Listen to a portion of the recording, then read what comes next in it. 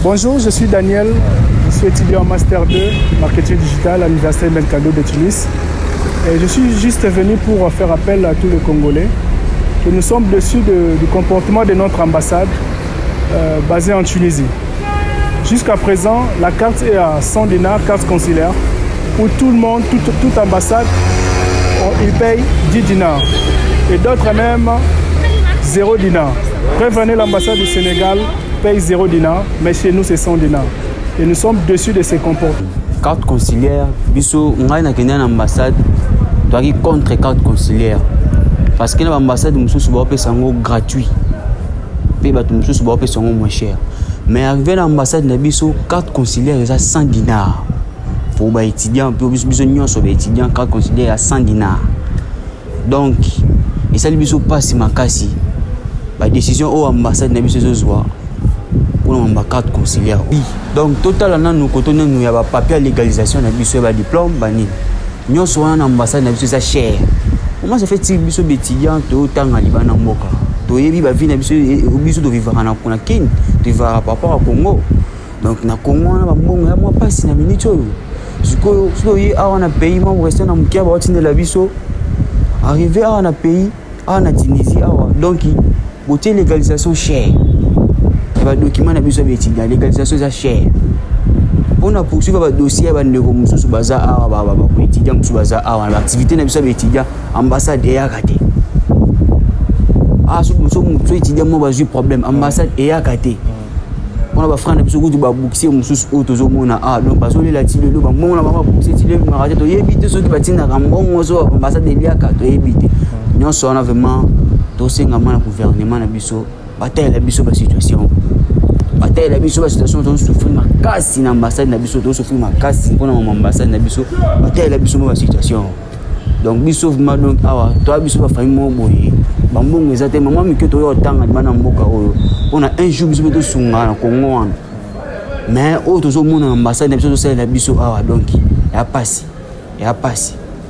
Ministère des Affaires étrangères, ministre des Affaires étrangères. Donc, à tel la biso makambo, na ambassadeur na biso a tchao. Donc, à faire souffrir biso.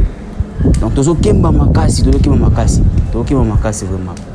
Bonjour, je suis Onésime Mohamed Aloufouma, ex-étudiant, je suis artiste professionnel et je vis ici en Tunisie depuis quelques années. Et moi, je pense que pour la carte consulaire, c'est pas un problème, c'est logique parce que ça va permettre au consulat d'essayer un peu de comment faire, comment dirais-je, de savoir le nombre exact de chaque ressortissant congolais qui sont ici au sol tunisien.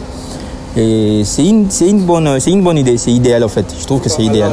Ouais, bonjour, moi c'est Ozono Mobutu étage. Je vis en Tunisie quoi. Non, on a une carte consulaire, non, on a une carte T. Du coup, tout l'année de information. Balobi carte consulaire en haut ils ont 100 dinars. Mais la communauté mususu tout le monde a une carte consulaire 10 dinars comme les Ivoiriens, les Camerounais. Mais comment biso les Congolais ont une carte consulaire 100 dinars. Moi que l'ambassade congolaise ils ont fournir biso et l'autre côté du coup bango les baso bénéficier. Ils ont raté. Bon mais quand un peu qu'on revoir nos décisions na bino maman ambassadrice Maman Loupoussa et puis Patrick.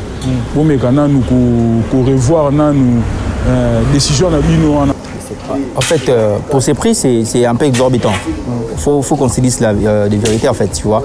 Et il faudrait que les autorités qui puissent essayer de mettre un prix raisonnable pour faciliter les étudiants. Parce que la majeure partie de la population qui sont ici, de ressortissants congolais, ici en Tunisie, ce sont des étudiants. Donc la population est quasiment étudiantine, tu vois. Donc forcément, avec le prix, ça cause vraiment problème. Ça cause vraiment problème. Donc le message que je veux lancer, c'est pour d'abord les autorités de l'ambassade congolaise ici en Tunisie, d'essayer un peu d'alléger le prix, d'essayer un peu de comprendre la situation aussi des étudiants ici au sol tunisien. Et c'est pas du tout facile.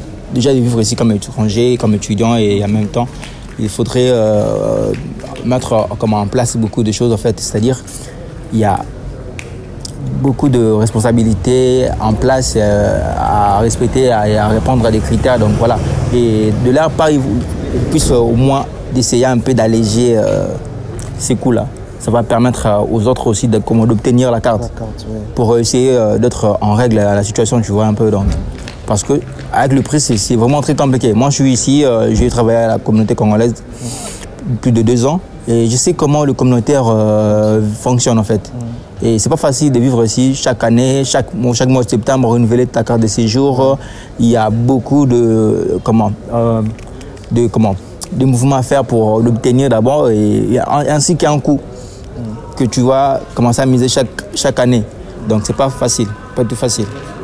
Donc c'est un peu ça. Et le message c'est juste que les autorités qui poussent un peu d'essayer d'alléger le prix pour faciliter tout le monde qui pousse le manifestation na biso ambassade ya gate pour ambassade porta eloko te na ba congolais nyonso ba vivant na Tunisie. Ya porta eloko te tout le monde a ba ambassade nyonso ya Tunisie au matanga au rassemblement ya étudiants na Tunisie. Tout le monde a ba yaka et puis ba tchaka un mot. Mais biso tout le monde a ba jeune congolais bazala agressé na Tunisie, ba jeune congolais ba kufara na Tunisie. Tout le monde a rata communautaire mon côté wa sala na ambassade ayaka du coup tout le monde a président na biso ya communauté na kombo ya Gloire Musindu na ba Michel tout le monde a bangonde bazora moi temps ya koyaka ko assister ka bato eza propreté bon mécanon ko revoir na nous décision na bino wana ambassade congolais na Tunisie Papa Fachi kota likambo message auto l'ensemble on pas na Papa Fachi na la première ministre na biso quoi. Ouais, message à Soukao na relancé état que congolais de naissance 100% et pas Papa Fachi mais quand nous ko interpeller na nous madame Lukusa a mécanon ko revoir décision na il y a document ba bengi pour et peut ça biso passi et peut ça passi mais to peut si bino temps ceux qui ont moni décision na bino bozui yango bo changer te effectivement faut marcher pour biso no soto ba congolais étranger azate ga ote biso soto ba congolais to marcher ba mbote na bino nyonso ba congolais boza patient to marcher et puis les rakali merci vraiment. Et je dis à tout le monde, à tous les Congolais, de venir ce mercredi 13, 10e mois, pour faire une marche, afin de dire non à tout vol, à toute chose qui nuire le Congolais, qui pénalise les Congolais ici en Tunisie pour faire les démarches de carte séjour. Merci.